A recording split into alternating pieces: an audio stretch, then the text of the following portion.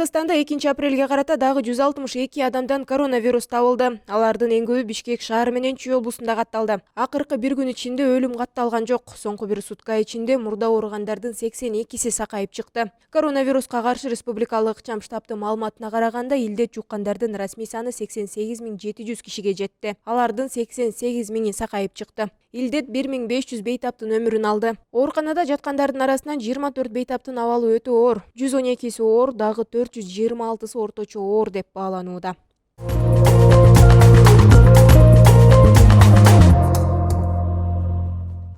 Жума күнү Кыргызстан менен Казакстандын чек арасындагы ак жол көзөмөл өткөрмө бекети расмий ачылды. Ага Кыргызстандын премьер-министри Улукбек Марипов менен Казак өкмөт башчысы Аскар Мамин катышты. Бул чек ара бекети былтыр коронавирус коркунучунан улам эки тараптуу жабылган. Казакстанга жол тарткан жүргүнчүлөр казак тараптагы эпидемиологиялык абал менен чет өлкөлүктөргө киргизилген чектөөлөрдү эске алышы керек. Казак-кыргыз чек арасындагы Чалды бар, Ак Тилек, Кең Булуң, Чоң Капка, Каркыра бекети да бар.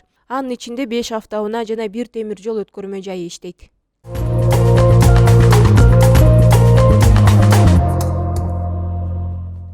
Борбордук шайлоо комиссиясы аймактарга жана чет өлкөлөргө добуш берүү үчүн бюллетендерди жөнөттү. Бул тууралуу Борбордук шайлоо комиссиясынын басма сөз кызматы билдирет. Маалымат кылайык, референдум өткөрүү үчүн 3 600 996 бюллетен чыгарылып, 4966 бюллетен Брайль шрифти менен даярдалган. Шаардык кеңештерге депутаттарды шайлоону өткөрүү үчүн 1 45 692 бюллетен өндүрүлдү. Мындан тышкары 1196 бюллетен Брайль шрифти менен чыгарылган. Айылдык кеңешке депутаттарды шайлоону өткөрүү үчүн 2 260 712 бюллетен дайындалган. Жыйынтыгында жергиликтүү кеңештерге депутаттарды шайлоо жана референдум өткөрүүгө 6 907 400 бюллетен даярдалды. Эскерте кетсек, Кыргызстанда жергиликтүү кеңештерге шайлоо жана референдум 11 апрелде өтөт.